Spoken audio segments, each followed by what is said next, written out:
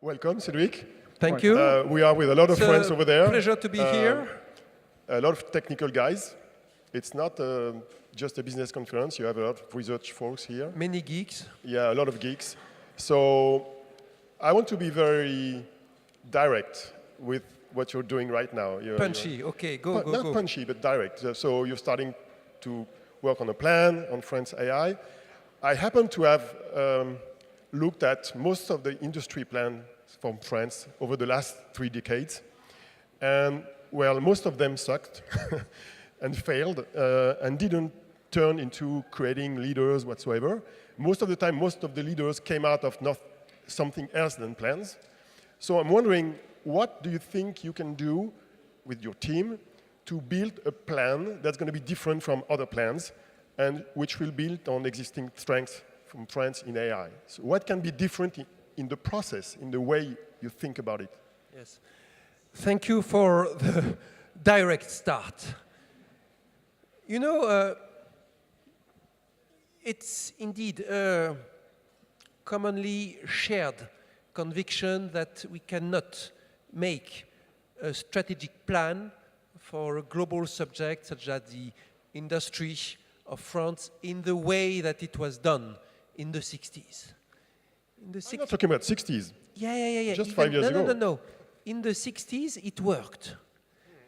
In those days, it worked. There were in the De Gaulle times and so on, there was very strong power from the administration, direct plans, and they would say, let's work on this sector, this sector, this sector.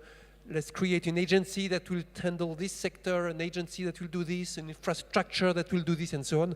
And it worked. And France worked on a few very strong programs like transport, like planes, and like nuclear, independently of conviction that you may have about nuclear energy. It was an industrial success, the way it was handled. And nowadays, it doesn't work again this way. And we can see it in the field of AI and tech and cyber, for instance, with what happened to one of the plans of a few years ago, which was the cloud sovereign, the idea of getting a national cloud that would be 100% French, that would be used by the French companies instead of Office 365 and so on.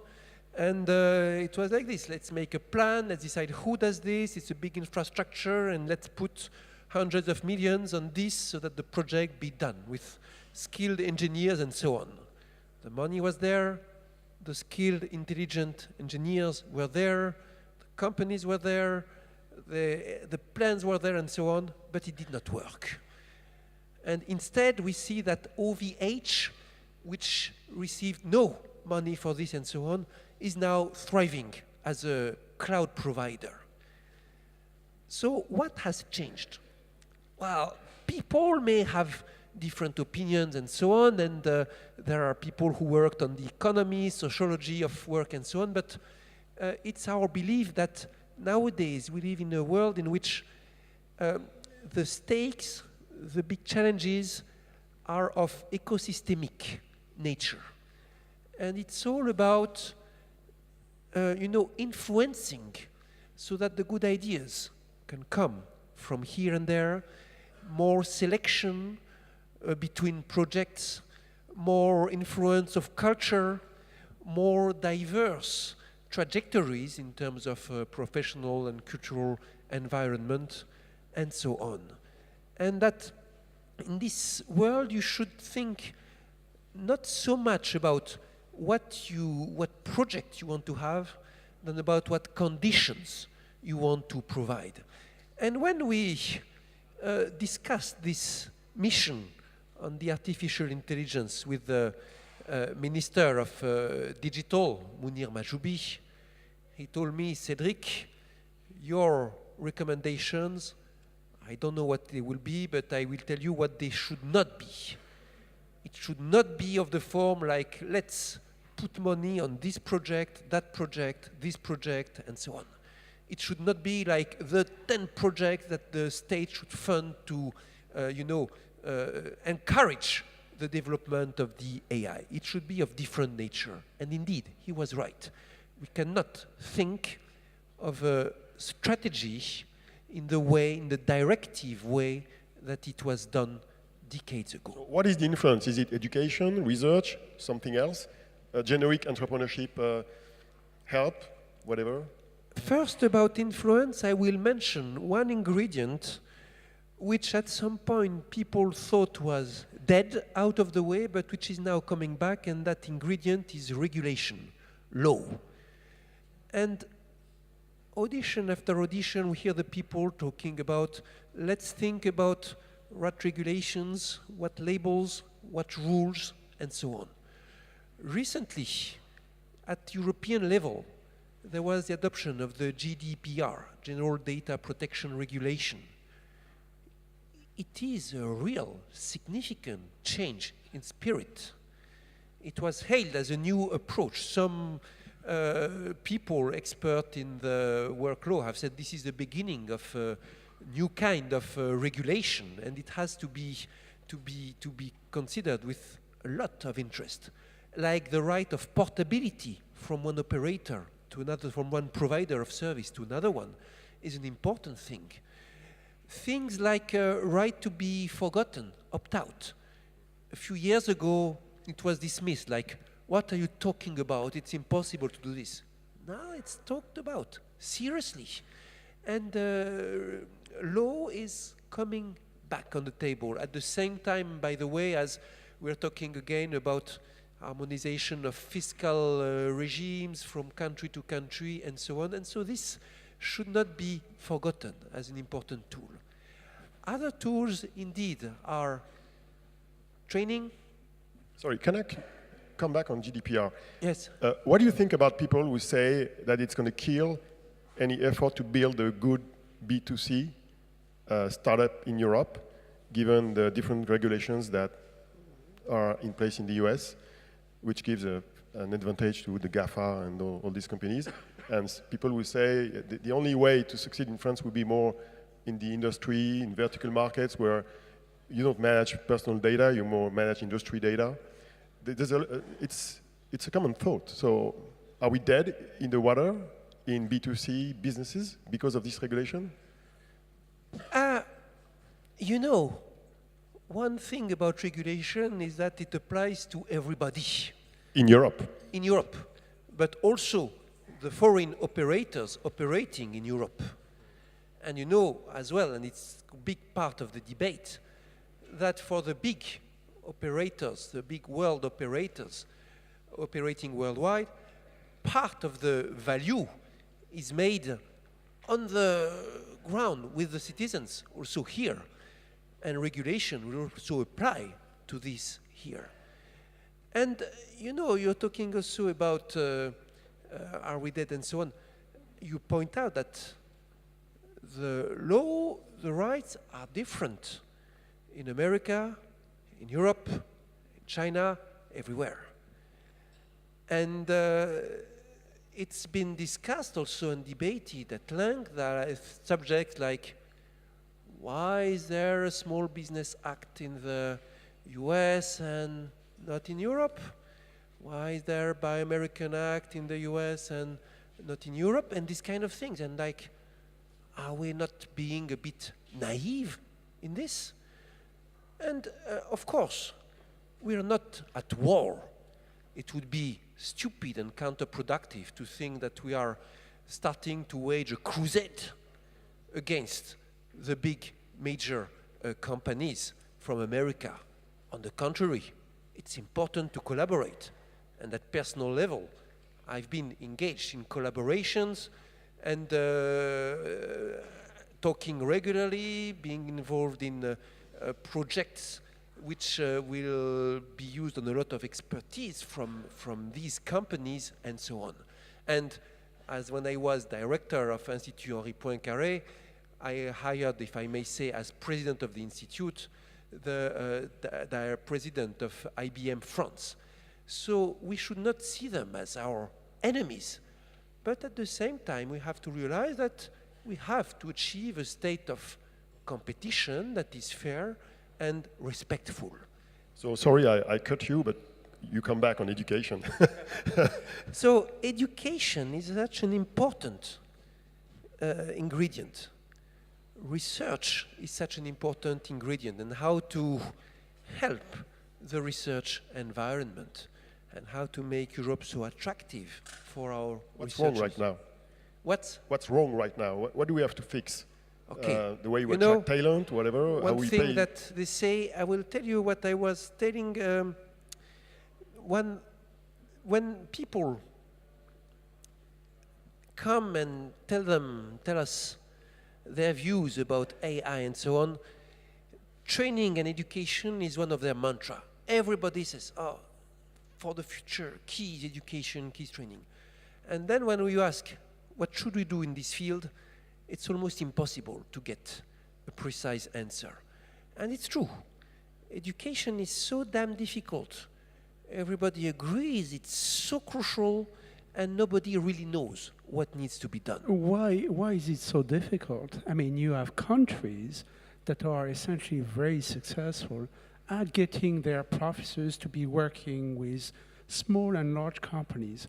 Why is it so difficult to have a system of laws here in France that essentially allows... Sorry about the sound. A system like what? System of laws. Are we talking about education or laws? I'm talking about education. Okay. One of the things we see in either the US or Canada, or to a certain extent in China, is really that there is a way for universities to actually allow for professors to do some job outside of their companies and outside of their universities and so forth. And to them it's very important because they keep a connection to the academic world, and they have the best students, and they can still thrive on subjects areas that are not of interest to the to companies.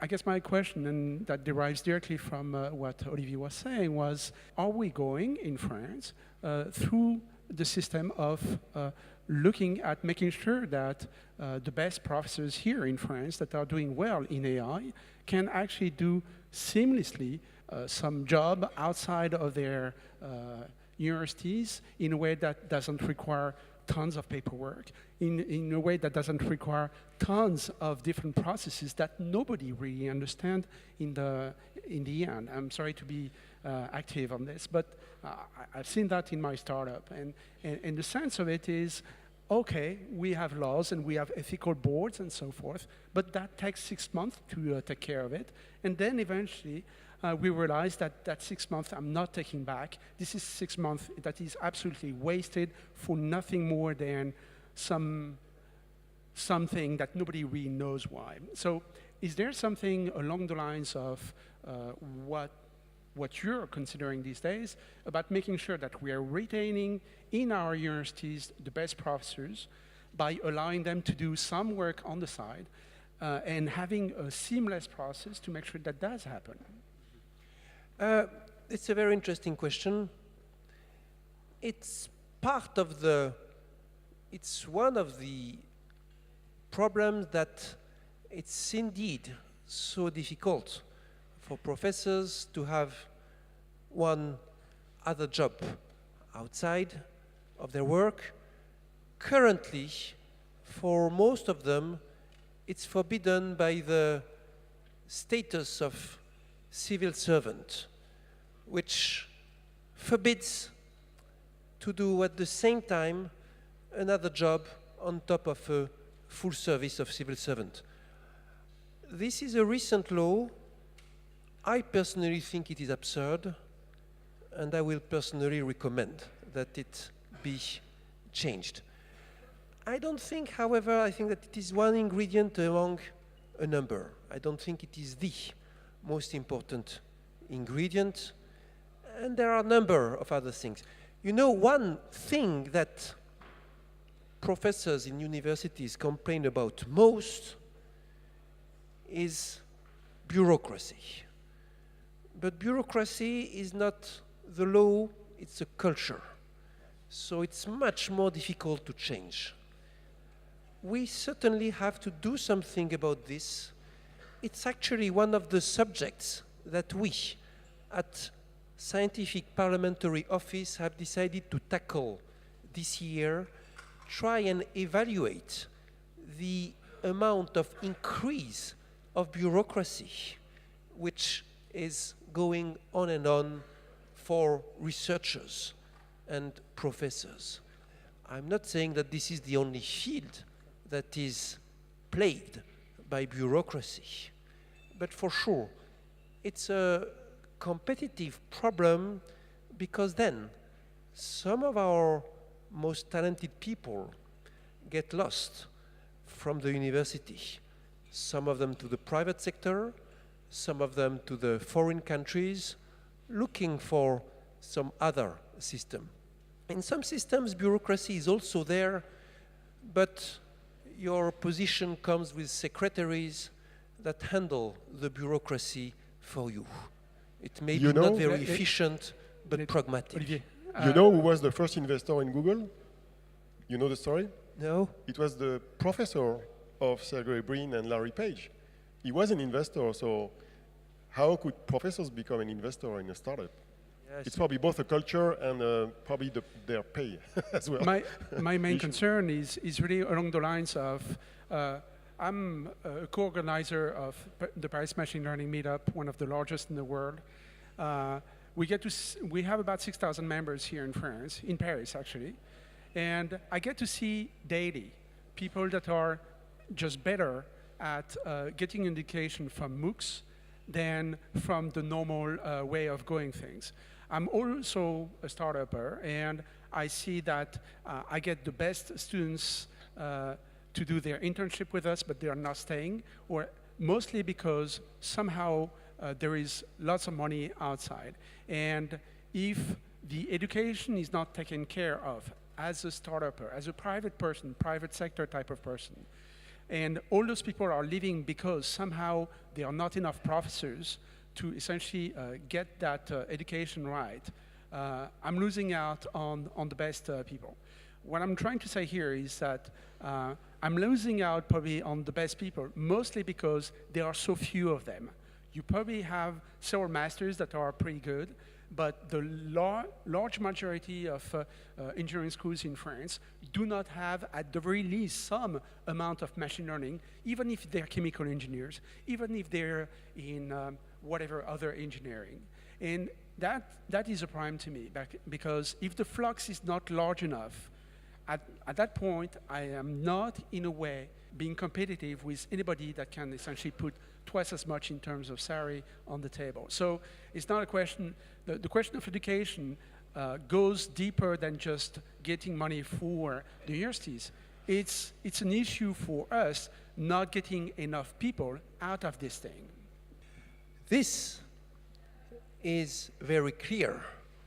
We are not training enough engineers, in particular in the digital field, but also in some other fields. We are not training enough engineers, for sure, to satisfy the demand from society.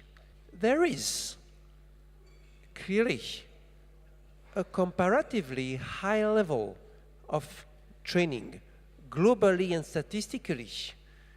French students receive a quality education, and this you can see precisely in the fact that they are being sought after, the best of them, actively worldwide.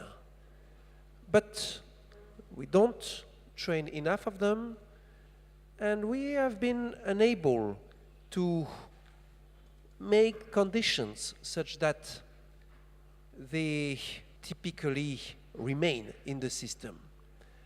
That being said, we should not overemphasize the gravity of the situation. Look at French researchers. Many of them stay in France in spite of monster offers. I belong in this category, but many of my colleagues also. crossing the Atlantic, we would multiply our salary by 4. Some of us, going from public to private, in some cases, would multiply their salary by even more. And still, there are a number of us who continue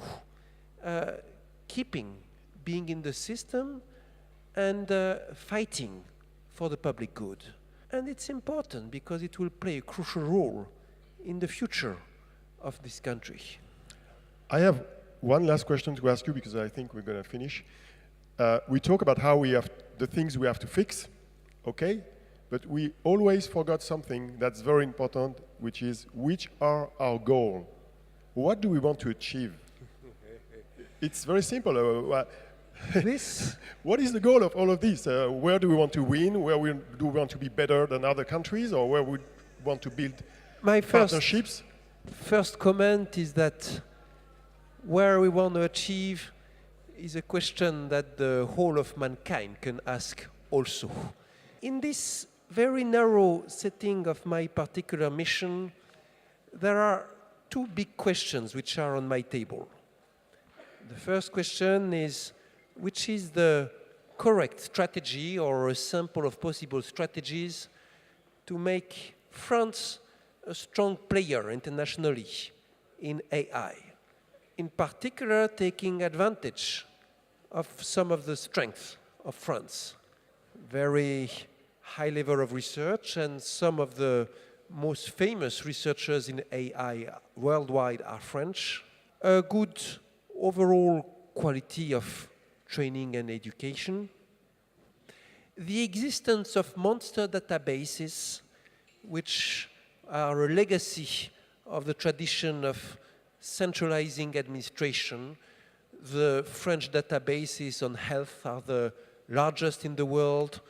The databases on ecosystem, which is taken back by the Tara mission, will be the largest of its kind ever in the environment field, and so on. Large is one thing that French people love when it comes to compiling information. And in an era in which big data is an advantage, this has to have a value for the future. And I would also add that one strength of France in the field is the fact that humanities, social sciences are strong in a field that has to come from a marriage between the tech and the human side. Now this is one part of the mission, how to capitalize on this and make it that France can be a big player, and how Europe can be a big player also. And it's part of the requirements that it has, the thinking has to be at French level and European level. And the second big question is how to make sure that this progress and this increase in competitivity is not profitable for just a happy few, but for the whole of society. And that is a difficult question also. A new technology typically does not spontaneously result in a narrowing of the gap and inequalities between people. Often it's the contrary. We've seen this with the internet and digital economy, by the way. Recently, the American mathematician Keith O'Neill wrote this strong book called Weapons of Math Destruction, openly political side on AI. Subtitle was How AI Destroys Democracy, or something like this, and showing number of examples in which AI was used in a way which was damageable to the society, either by incompetence or because it was not the purpose. And so part of the mission is also this. Which are the recommendations so that we avoid that this technological development results in increase of inequalities, but profits to the link? And there are many reasons to think that it's an achievable goal in particular because everything which is intelligence has a potential to bring people together, to help the communication and to solve in an intelligent way some problems which are posed to the society. So all in all, you want to create a better world with AI. It's more a political message than an With economic AI. or industry message. You know? With AI. Yes. I said with AI, yes. With yes. AI, in AI, and Whatever of AI, course, nobody believes again that a government can really create something, but it can help something occurring. Yeah, but there's a strong meaning. It means that France can be a leader in both the academic world, the industry world to some extent, maybe with Europe, and then with a kind of positive political message. That would be the difference? This is indeed the goal. And this is a subject, AI, and when you look at it in a cold way, you would say it's a branch of algorithmic science, it's with part of statistics, with part of techniques from optimization, from stochastics, from whatever. But in reality, it's a subject which is social, politics, education, training, research, economy, big economy, small economy. It's a subject that is really meeting point of everything. That's what makes it so tricky. That's what makes it so fascinating also. Excellent. Thank you, Cédric. You're welcome. Thank you, Igor. Thank you. Thank you.